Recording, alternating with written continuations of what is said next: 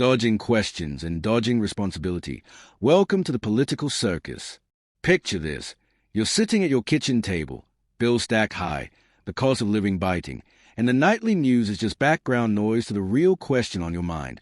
How on earth are you supposed to make ends meet? Now, imagine your local MP stands up in Parliament and finally asks the question you've been screaming at your TV for months. Will the Prime Minister actually do something about policies that are driving people deeper into poverty? Sounds promising, right? Except what happens next isn't a straight answer, or even a hint of empathy. Instead, it's a masterclass in political dodgeball that leaves you wondering, does anyone in power actually care? Welcome to the UK political circus, where accountability is rarer than a sunny bank holiday and straight answers on endangered species. Let's rewind. During a heated session in the Commons, MP Jim Lamson, carrying the hopes of hundreds of thousands, pressed the Prime Minister on two of the most controversial policies in recent memory, the two-child benefit cap and cuts to universal credit for ill and disabled people. Real issues, real consequences. Lamson's question was simple. If the government is really in listening mode, will it scrap policies that are pushing more families and children into poverty? This is the stuff democracy is made of. An MP stands up not for himself, but for ordinary people struggling to choose between heating and eating. The kind of question that deserves a thoughtful, honest reply. Instead, the Prime Minister delivered what can only be described as Olympic-level deflection. First, he dismissed not just a question, but the entire opposition party, with a pointed reminder of their own £80 billion unfunded tax commitment at the last election. Then, without missing a beat, he pivoted to infrastructure, accusing the opposition of blocking vital projects in their own constituencies. Let's pause. The question was about hungry children. The answer was about tax promises and wind farms. It's like going to your GP about chest pains and being told, well, at least you don't have a broken leg like my last patient. You can almost hear the collective groan from the public. Here's what's at stake. 440,000 children are estimated to be pushed into poverty by the two-child benefit cap.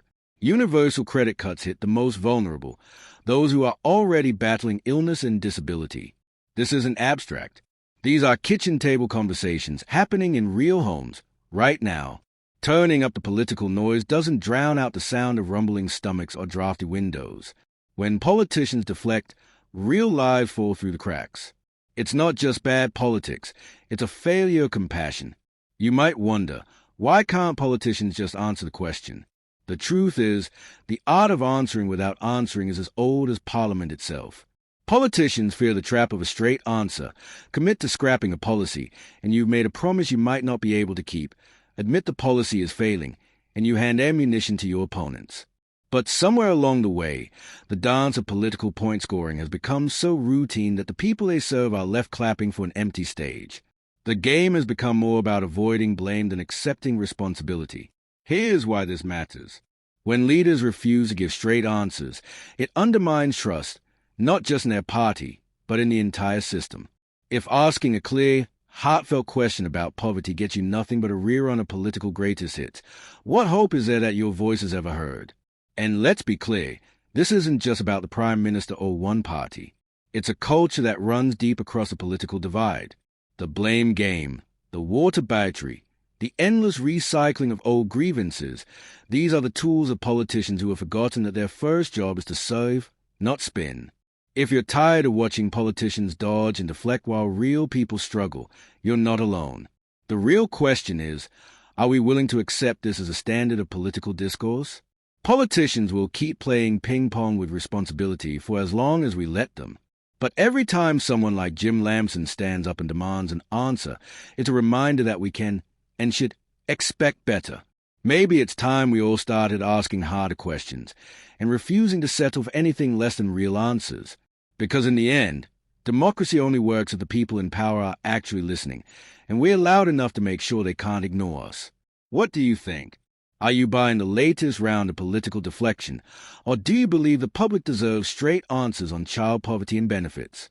Drop your thoughts below. Unlike most MPs, I promise to actually listen.